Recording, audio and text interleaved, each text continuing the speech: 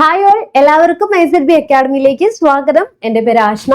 ഇന്ന് ഞാൻ വന്നിട്ടുള്ളത് RRB ഗ്രൂപ്പ് ഡി 2025 തന്നെ നമുക്ക് ഒരുപാട് പേർക്ക് പ്രതീക്ഷിച്ച രീതിയിൽ പെർഫോം ചെയ്യാൻ പറ്റാതെ പോവുകയും അതേപോലെ തന്നെ അന്ന് നിങ്ങൾക്ക് പറ്റാത്ത അല്ലെങ്കിൽ ചെയ്യാൻ പറ്റാത്ത കാര്യങ്ങൾ നിങ്ങളുടെ കോമൺ ആയിട്ടുള്ള മിസ്റ്റേക്സ് ആണ് ഇന്നത്തെ ഈ ഒരു വീഡിയോയിൽ നമ്മൾ ഡിസ്കസ് ചെയ്യുന്നത്. ഇതെന്ന് വെച്ച് കഴിഞ്ഞാൽ നമ്മൾ ഓൾറെഡി നമ്മുടെ സ്റ്റുഡൻസ് ഒക്കെ ആയിട്ട് സംസാരിച്ചതിന് ശേഷം അവർക്ക് പറ്റിയ കോമൺ ആയിട്ടുള്ള മിസ്റ്റേക്സും ഇനി നിങ്ങൾക്കത് പറ്റാതിരിക്കാൻ വേണ്ടിയിട്ടാണ് ഈ ഒരു വീഡിയോ നമ്മൾ എന്ത് ചെയ്യുന്നത്, ഡിസ്കസ് ചെയ്യുന്നത്.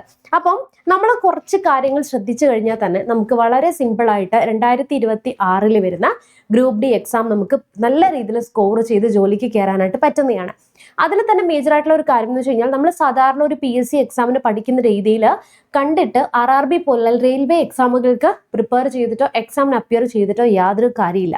അതിൻ്റെതായിട്ടുള്ള സിലബസ് വ്യത്യാസമുണ്ട്, പാറ്റേൺ വ്യത്യാസമുണ്ട്, അതുപോലെ മാർക്കിന്റെ വെയിറ്റേജിൽ വ്യത്യാസമുണ്ട് തുടങ്ങിയ ഒട്ടനവധി കാര്യങ്ങളാണ് ആദ്യമേ തന്നെ എന്ത് ചെയ്യുന്നത് നമ്മൾ മനസ്സിലാക്കേണ്ടത്. അപ്പം ഫസ്റ്റ് ആയിട്ടും നമുക്ക് ഈ RRB ഗ്രൂപ്പ് 2026, അതായത് നമുക്ക് എക്സാം വരാനായിട്ട് എന്താണെങ്കിലും ഒരു 1 ഇയർ എങ്ങനെയാണെങ്കിലും നിങ്ങളുടെ മുന്നിലിട്ടും. അപ്പൊ ഇപ്പോഴേ മുതൽ പ്രോപ്പർ ആയിട്ടുള്ളൊരു പ്ലാനിങ്ങോട് കൂടിയിട്ട് സ്മാർട്ട് ആയിട്ടുള്ള ഒരു സ്റ്റഡി സ്ട്രാറ്റജിയോട് കൂടിയിട്ട് കൺസിസ്റ്റന്റ് ആയിട്ട് പ്രാക്ടീസ് ചെയ്ത് കഴിഞ്ഞാൽ ഏതൊരാൾക്കും, അതായത് 10th ലെവൽ എക്സാം ആണ്, നിങ്ങൾക്ക് ആർക്ക് വേണമെങ്കിലും പോയിട്ട് എന്ത് ചെയ്യാൻ പറ്റും, എക്സാം ക്ലിയർ ചെയ്യാനായിട്ട് പറ്റുന്നതാണ്. അതിൽ തന്നെ ജനറൽ സയൻസിനും മാത്സിനും കുറച്ചുകൂടെ ഇമ്പോർട്ടൻസ് കൊടുത്ത് പഠിക്കുകയാണ് എങ്കിൽ അതും നമ്മൾ പഠിക്കേണ്ട മെത്തേഡ് വ്യത്യാസമുണ്ട്. ആപ്ലിക്കേഷൻ ലെവൽ ക്വസ്റ്റ്യൻസ് ആണ് വരുന്നത്. PYQസിനൊക്കെ ഇമ്പോർട്ടൻസ് കൊടുത്ത് പഠിക്കുകയാണെങ്കിൽ ഡെഫിനറ്റ്ലി ഈ വരുന്ന എക്സാമിന് എന്ത് ചെയ്യാൻ പറ്റും, നിങ്ങൾക്ക് നല്ല രീതിയിൽ പെർഫോം ചെയ്യാനായിട്ട് പറ്റുന്നതാണ്.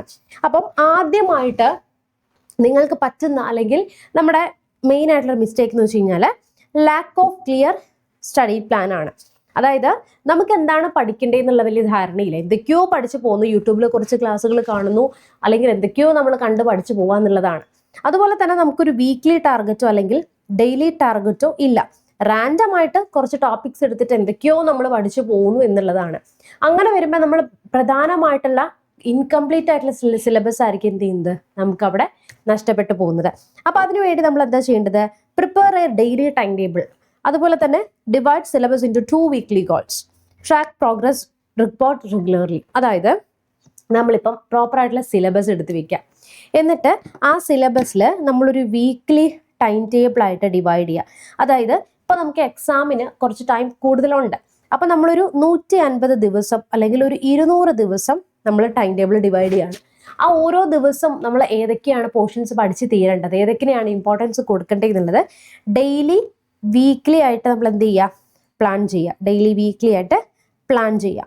അതുപോലെ ഈ സിലബസിനെ ഞാൻ പറഞ്ഞല്ലോ, ജനറൽ സയൻസ് മാത്സ് രണ്ടായിട്ട് ഡിവൈഡ് ചെയ്തിട്ട് ഈ വീക്കിൽ നിങ്ങൾ ഏതൊക്കെ പോർഷൻസ് കംപ്ലീറ്റ് ചെയ്തു, സയൻസിൻ്റെ ഏതൊക്കെ ടോപ്പിക്ക് നമ്മൾ കംപ്ലീറ്റ് ചെയ്തിട്ടുണ്ട്, ഇനി ഏതൊക്കെ പെൻഡിങ് ഉണ്ടെന്ന് എല്ലാ വീക്കിലും നമ്മൾ എന്ത് ചെയ്യണം, മസ്റ്റായിട്ട് നോക്കണം. അതുപോലെ തന്നെ മോക്ക് ടെസ്റ്റ് ചെയ്ത് ഇപ്പം ഡേ 1 നിങ്ങൾക്ക് എത്ര മാർക്ക് കിട്ടി എന്നിട്ട് അതൊരു പേപ്പറിൽ എഴുതുക. GK ഇത്ര സ്കോർ, ഇപ്പം 10 നിങ്ങൾക്ക് ഒരു 8 മാർക്ക് കിട്ടി. ഡേ 2 നമുക്കത് ചിലപ്പോൾ 6 ആയിരിക്കും. ഡേ 3 എത്രയാണെന്നുള്ളത് നമ്മൾ കറക്റ്റായിട്ട് എന്ത് ചെയ്യണം, പ്രോഗ്രസ് ട്രാക്ക് ചെയ്യണം. ഇനി അതുപോലെ തന്നെ പുവർ അണ്ടർസ്റ്റാൻഡിങ് ഓഫ് സിലബസ് ആണ് അടുത്ത് വരുന്നത്. അതായത് നമുക്ക് ഇറലവൻ്റ് ആയിട്ടുള്ള ടോപ്പിക്സ് പഠിക്കുക. സിലബസിന് എന്താണെന്ന് പോലും അറിയാതെ നമ്മൾ എന്തൊക്കെയോ നമ്മൾ PSC ആയിട്ട് കമ്പയർ ചെയ്താൽ വേറൊരു എക്സാമിന് ഇപ്പം കൂടുതലായിട്ട് PSC കുട്ടികൾ ഇതിന് പ്രിപ്പയർ ചെയ്യുന്നുണ്ട്. അപ്പോൾ ആ ഒരു സിലബസ് വെച്ച് കമ്പയർ ചെയ്ത് നമ്മൾ പഠിക്കുന്ന കാര്യങ്ങൾ കോമൺ ആണെങ്കിൽ പോലും കുറച്ചുകൂടെ നമുക്ക് വ്യത്യാസം വരുന്നുണ്ട്.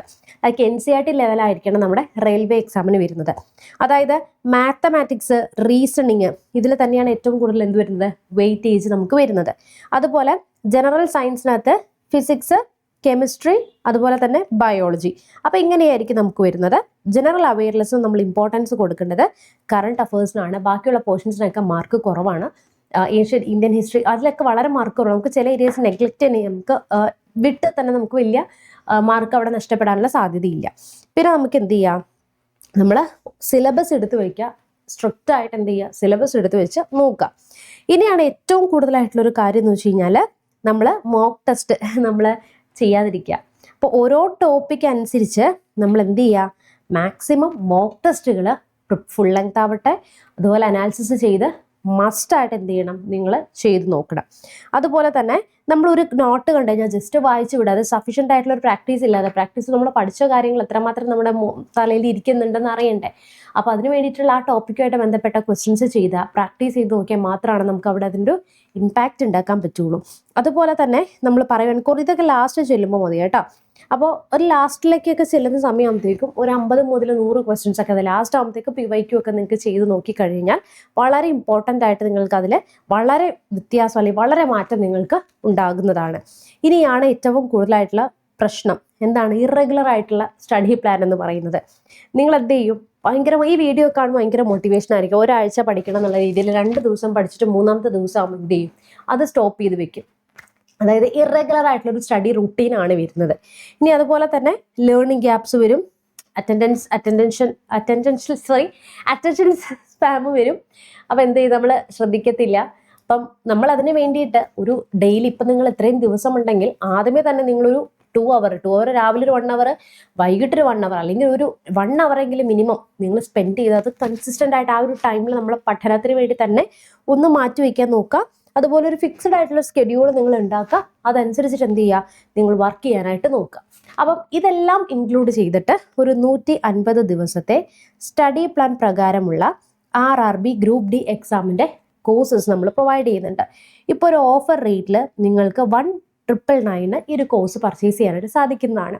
ഇതിൽ നമ്മൾ NCERTs ബേസ് ചെയ്തിട്ടുള്ള ക്ലാസ്സസ്, പക്കാ റെയിൽവേ ബേസ് ചെയ്തിട്ടുള്ള ആപ്ലിക്കേഷൻ ലെവൽ ക്വസ്റ്റ്യൻസും PYQ ഡിസ്കഷനും അതുപോലെ ടോപ്പിക് ഓറിയൻറ്റഡ് ആയിട്ടുള്ള ക്ലാസ്സസും ലൈവ് ആൻഡ് റെക്കോർഡ് ക്ലാസ്സുകൾ നിങ്ങൾക്ക് പ്രൊവൈഡ് ചെയ്യുന്നതാണ്. അപ്പോൾ ഇതിനെക്കുറിച്ച് കൂടുതൽ അറിയാനായിട്ട് താഴെ കാണുന്ന നമ്പറിൽ ഒന്ന് എന്ത് ചെയ്താൽ മതി, നിങ്ങളൊന്ന് വിളിച്ചു കഴിഞ്ഞ് കഴിഞ്ഞാൽ നിങ്ങൾക്ക് അഡ്മിഷൻ എടുക്കാവുന്നതാണ്. അപ്പോൾ എത്രയും പെട്ടെന്ന് തന്നെ നിങ്ങൾ എന്ത് ചെയ്യുക, ക്ലാസ് സ്റ്റാർട്ട് ചെയ്യുക, പഠനം ഇന്നു മുതൽ ആരംഭിക്കുക. അപ്പോൾ നമുക്ക് എന്തെങ്കിലും സംശയങ്ങൾ ഉണ്ടെങ്കിൽ കമൻറ്റ് ബോക്സിൽ കമൻറ്റ് ചെയ്യുക, ഡൗട്ട് ഉണ്ടെങ്കിൽ ഗൂഗിൾ ഫോം ഒന്ന് ഫില്ല് ചെയ്യുക, അതുപോലെ നമ്മുടെ ഗ്രൂപ്പ് ഒന്ന് ജോയിൻ ചെയ്തേക്കുക. അപ്പോൾ നമുക്ക് നെക്സ്റ്റ് ഒരു വീഡിയോയിൽ വീണ്ടും കാണാം. Till then bye and thank you.